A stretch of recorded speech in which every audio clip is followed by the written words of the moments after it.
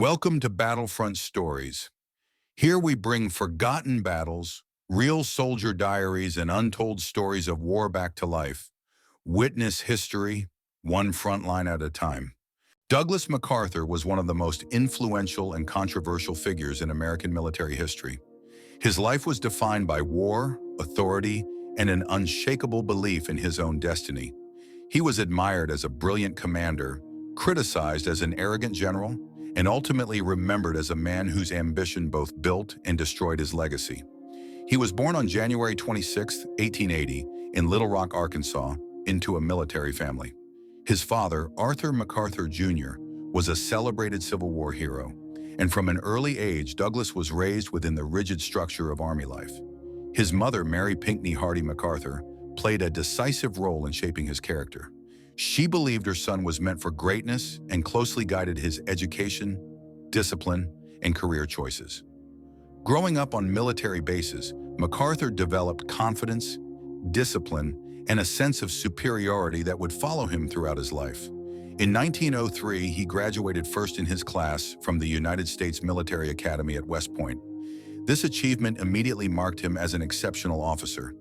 Even at a young age, MacArthur displayed a commanding presence, strong self-belief, and an expectation of leadership rather than obedience.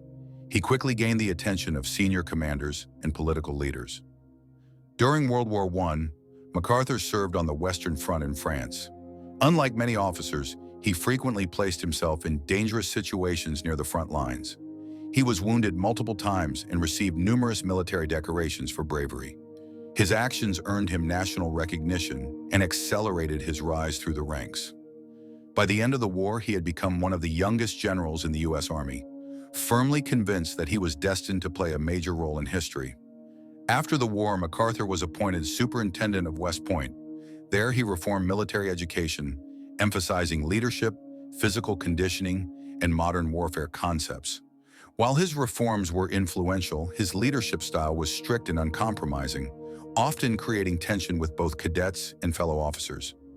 In 1930, he became Chief of Staff of the U.S. Army during the Great Depression. This period damaged his public image. In 1932, thousands of World War I veterans marched on Washington, demanding early payment of promised bonuses. MacArthur viewed the protest as a threat to national stability and ordered troops to forcibly remove the demonstrators. The violent outcome shocked the American public and permanently marked MacArthur as a ruthless figure in the eyes of many citizens. Despite public criticism, he remained focused on strengthening the military. He argued that future wars would depend heavily on air power, mobility, and well-trained professional forces. His views were forward-thinking, but his rigid personality often alienated civilian leaders.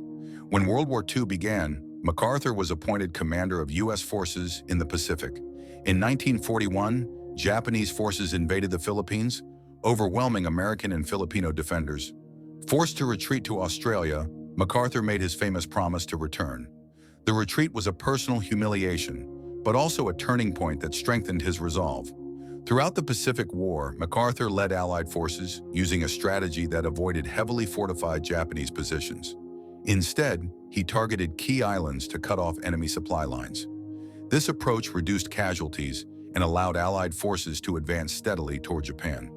His leadership turned him into one of the most recognizable military figures in the world.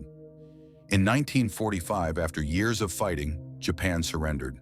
MacArthur presided over the surrender ceremony aboard the USS Missouri, standing as the face of Allied victory in the Pacific.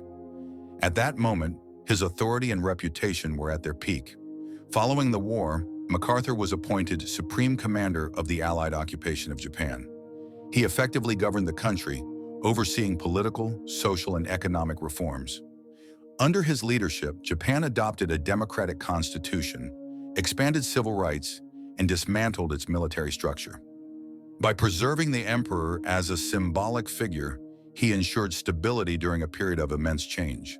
This phase of his life demonstrated his ability to rule not only as a soldier, but as a political administrator. In 1950, the Korean War broke out, and MacArthur was once again placed in command. His early success, especially the Incheon landing, reversed the course of the war and was praised as a masterpiece of military planning. However, his confidence soon turned into overreach. He underestimated China's willingness to intervene and pushed forces north despite repeated warnings. MacArthur publicly criticized President Harry Truman's policy of limiting the war and suggested expanding the conflict, including the possible use of nuclear weapons. By challenging civilian authority, he violated a fundamental principle of democratic military command. In 1951, Truman removed him from command, ending his active military career. The dismissal shocked the public. MacArthur returned to the United States to widespread support, but his influence was gone. He did not return to military command or enter politics. Instead, he spent his final years reflecting on his career and speaking about leadership, duty, and honor. Douglas MacArthur died on April 5, 1964, at the age of 84. His legacy remains deeply divided.